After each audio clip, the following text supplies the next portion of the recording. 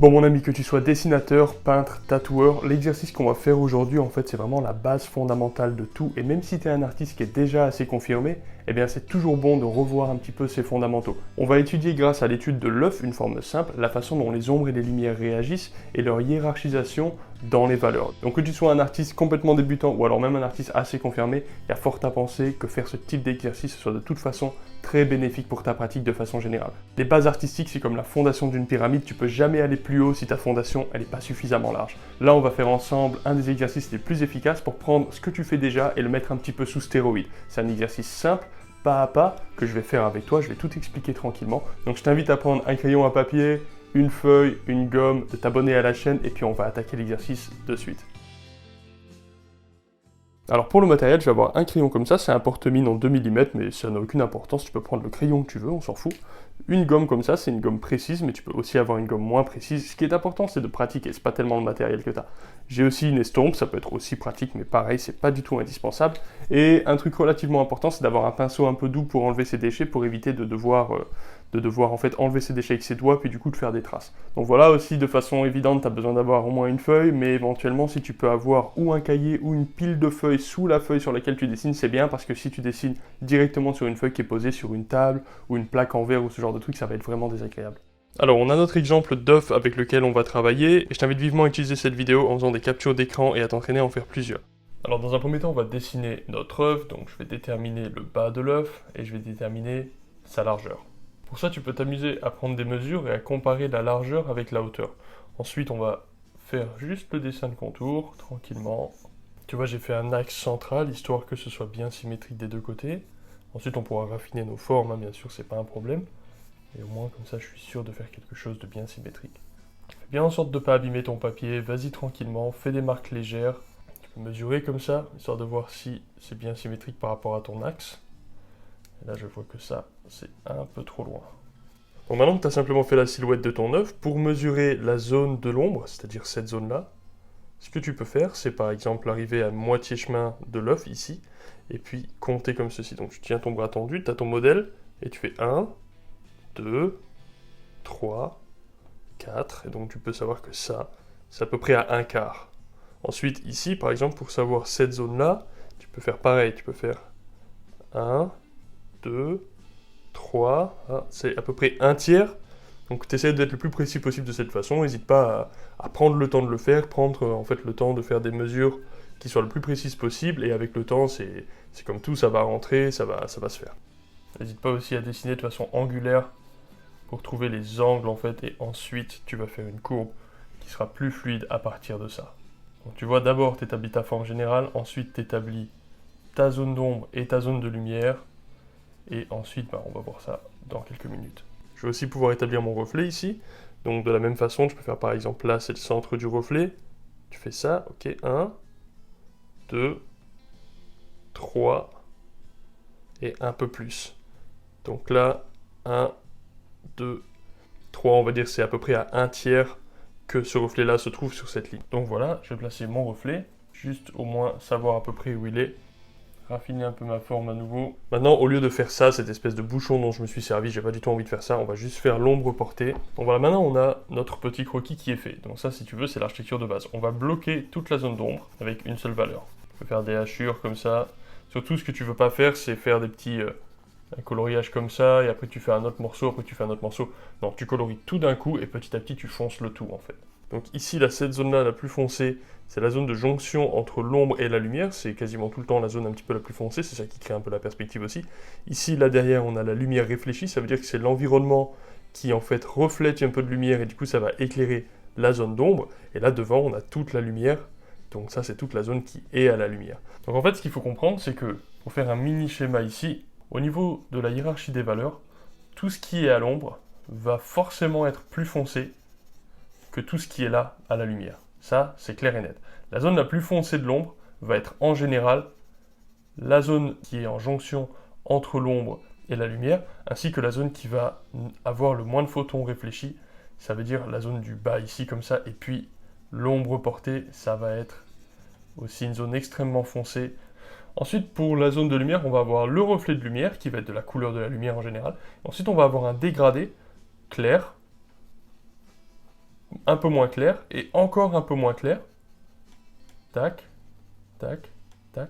Donc on va avoir une famille très claire, une famille un peu moins claire, une famille encore un peu moins claire, et ensuite d'un seul coup, boum, on tombe dans la zone d'ombre, et là du coup on tombe dans quelque chose de beaucoup plus foncé.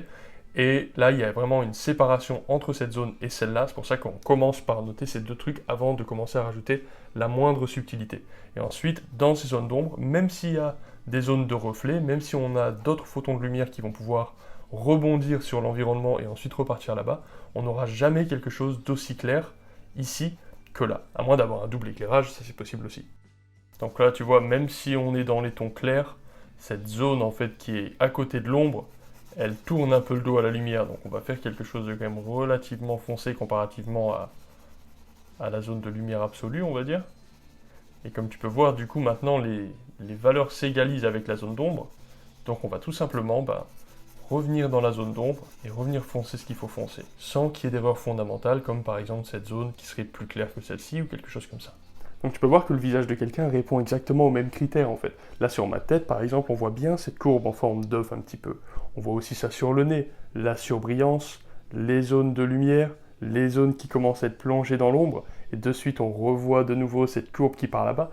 Donc bien sûr un visage c'est plus complexe, mais c'est justement en passant à travers de ce type d'exercice que après tu vas pouvoir réussir à faire des formes beaucoup plus compliquées avec beaucoup plus de réalisme.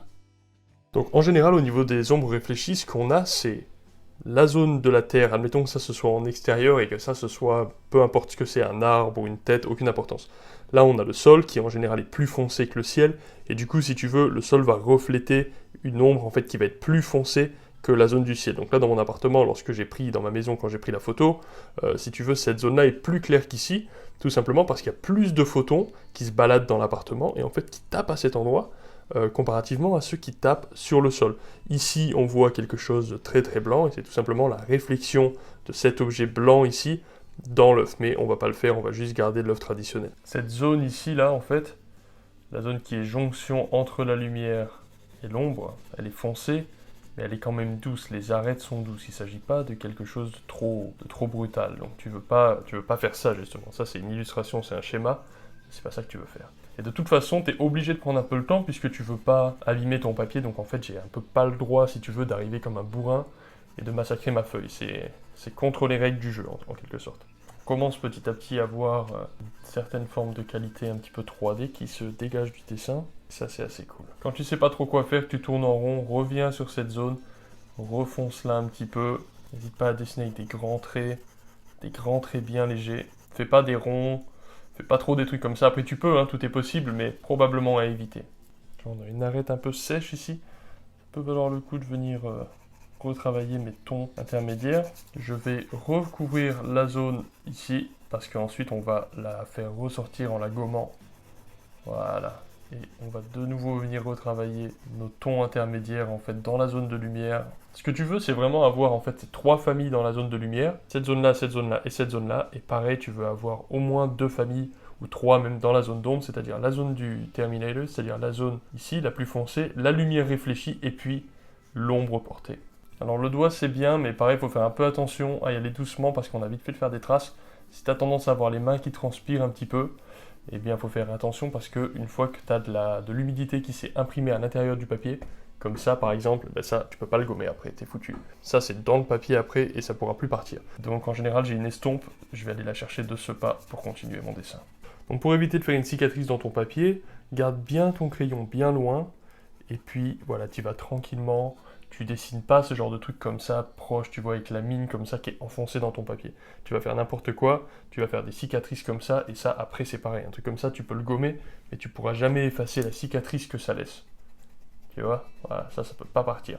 Alors que ça part à 100%. De nouveau, tu fais ton travail de comparaison entre les valeurs qui sont ici et les valeurs qui sont là, et là, tu peux voir que cette valeur est légèrement plus foncée, ce qui colle pour le moment, mais on va peut-être quand même rajouter encore un petit peu de foncé. Là ici tu vois on a une arête qui nous montre vraiment très peu de lumière à cet endroit. Très peu de lumière réfléchie qui revient ici. Donc là de nouveau comme on avait vu tout à l'heure, la zone du haut en fait reflète plus de lumière réfléchie que la zone du bas. De fait on va devoir faire en sorte que cette zone là soit nettement plus claire même dans l'ombre que en bas. Donc on va venir refoncer un petit peu cette zone. On va aussi avoir la zone qui part là-bas au loin qui donne très très peu de lumière. Donc on va avoir une espèce d'arête plus foncée sur la délimitation de l'œuf. Et tu vois, il faut prendre son temps. C'est un dessin qui va nous prendre, ça fait déjà 40 minutes et ça va nous prendre peut-être le double. Et ça pourrait prendre encore plus de temps si on avait envie de le raffiner encore plus. On verra combien de temps ça va nous prendre. Mais dans tous les cas, il ne faut pas être pressé lorsqu'on dessine, surtout quand on se focalise comme ça sur les valeurs. C'est tellement important que c'est des exercices qu'il ne faut surtout pas négliger. Donc un truc intéressant, c'est que là, évidemment, on a le terminal qui est plus foncé, et en haut, c'est l'inverse. C'est plus cette zone-là qui est la plus foncée, c'est vraiment directement en fait la zone qui est derrière. Donc on voit que ça peut changer aussi selon s'il y a beaucoup de lumière réfléchie ou pas. Cet aspect en fait de l'ombre change énormément vis-à-vis de l'ambiance en fait. Ici, je pense que je dois venir redéfinir cette frontière entre ma lumière et mon ombre. Et là, on va avoir très très très peu de lumière réfléchie à cet endroit. Voire pas du tout. Selon les textures de chaque objet, selon leur réflexion, c'est sûr que du velours, ça n'a pas du tout la même réaction à la lumière qu'un œuf qui n'a pas la même réaction à la lumière que ta peau, ce genre de choses. Mais ça t'apprend quand même comment la lumière se déplace. Donc c'est extrêmement important. Donc ici, on va avoir la zone la plus foncée. Ça ne veut pas dire qu'il faille y aller comme un bourrin, ou au moins pas de suite. On garde ça pour la fin. C'est ça le truc, tu vois, t'es patient. Tu veux pas faire n'importe quoi et te presser. Néanmoins, tu le sais, ça sera la zone la plus foncée parce que entre l'œuf et le sol, il y a forcément quelque chose de très très fin, de très foncé, où les photons vont dedans, sont complètement bloqués. Il y a très très peu de photons qui y vont et il y a encore moins de photons qui peuvent en ressortir. Donc ça va être une zone vraiment terne et néanmoins peu détaillée. Ce que tu veux éviter de faire, c'est de faire une ligne trop nette. Et tu vois là, j'ai failli tomber dans le panneau et je suis peut-être même un peu tombé dans le panneau. Donc on verra, je vais faire en sorte d'estomper un peu cette ligne. Tu vois là, bien sûr, je commence à rajouter un petit peu de pression sur mon crayon et je vais aller chercher mon estompe pour pouvoir repousser le graphite à l'intérieur du papier. Alors l'estompe, il faut faire attention, quand elles sont trop sales, elles peuvent être aussi un désavantage. Voilà, c'est vraiment pas obligé de faire ça, mais ça permet de se débarrasser de tous ces petits points blancs. En fait, c'est la texture du papier. Ça va nous donner un genre de nouveau départ. Mais de la même façon, en fait, tu dessines avec ton estompe, tu massacres pas ton papier. Alors ici, tu vois, on a une arête noire qui est trop nette. Donc on va continuer à la bosser. Et là, il y a aussi une espèce de petite confusion qui est faite à cette zone, qui est une zone de lumière, mais qui est un petit peu trop foncée, je pense. Donc c'est pareil, il va falloir corriger ça. Aussi là en haut, on avait une zone qui était trop foncée par rapport à cette partie du bas qui est dans la lumière. Donc en fait, quand tu vois, je dessine, il y a plusieurs étapes dans mon cerveau. Certaines étapes où je me focalise sur la lumière, certaines étapes où je me focalise sur les ombrages, et d'autres étapes où je visualise la relation qu'il y a entre les deux. À tout moment, tu peux venir raffiner ta forme. Si tu vois une petite erreur, corrige-la. L'art, c'est beaucoup ça. C'est beaucoup trouver des erreurs, les corriger, trouver des erreurs, les corriger. C'est marrant, c'est cool, on aime le résultat et tout, mais il y a quand même une notion de problème à résoudre. Donc dans ton exercice, un de tes objectifs principaux, ça va être de faire en sorte qu'on ait la sensation qu'autour de ton œuf, tu vois, ça tourne, quoi. Ton œuf, c'est un objet en 3D. Donc ça, c'est vraiment un des trucs que tu veux essayer de rendre. Si ton œuf, il a l'air plat, c'est pas bon. On fait bien ça, comme ça, ces mouvements bien amples. Encore une fois, quand tu sais que tu as toute une zone à colorier, le truc à surtout pas faire, c'est colorier comme un gamin, c'est-à-dire de faire ce genre de truc jusqu'à ce que ce soit tout noir. Ça, faut pas le faire, ça va abîmer ton papier, ça va donner une texture vraiment pas belle. Donc tu fais des longs mouvements, amples. Tiens ton crayon bien loin pour pouvoir avoir ce débattement intéressant, tu vois. Tu vois là, j'ai un peu pourri la forme de mon œuf ici.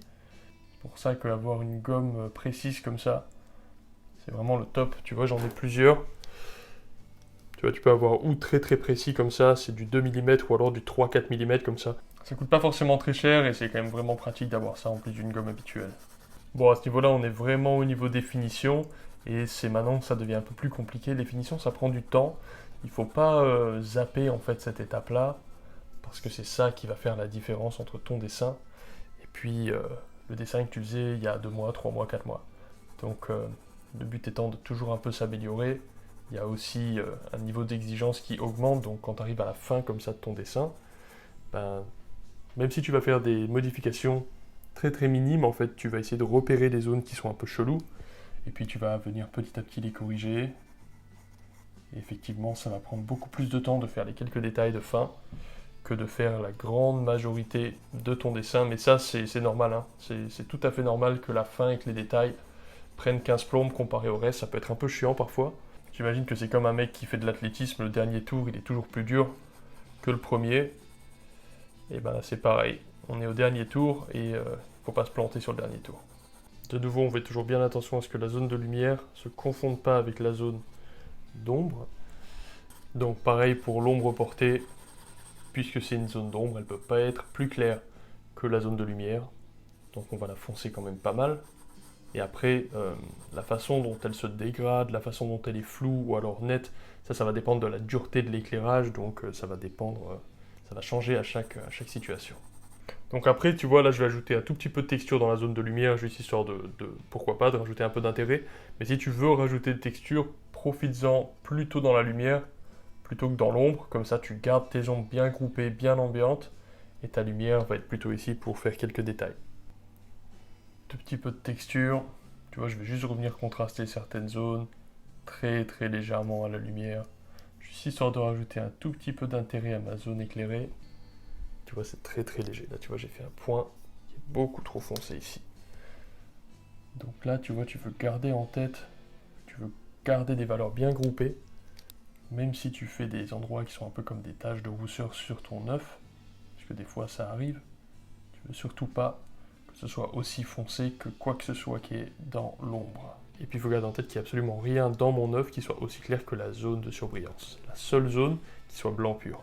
Bon ben voilà les amis, c'est terminé, j'espère que ça vous a plu, je vous garantis que c'est quelque chose qui va vous apporter de la solidité dans votre dessin, ça va vous donner beaucoup plus d'informations, et ça va vous éviter de tourner trop en rond. Donc voilà, à la prochaine, et puis partagez avec vos amis tout ça, c'est cool, ciao. Donc je t'invite à prendre une feuille de crayon, une feuille de crayon. Donc je t'invite à prendre, putain la vache.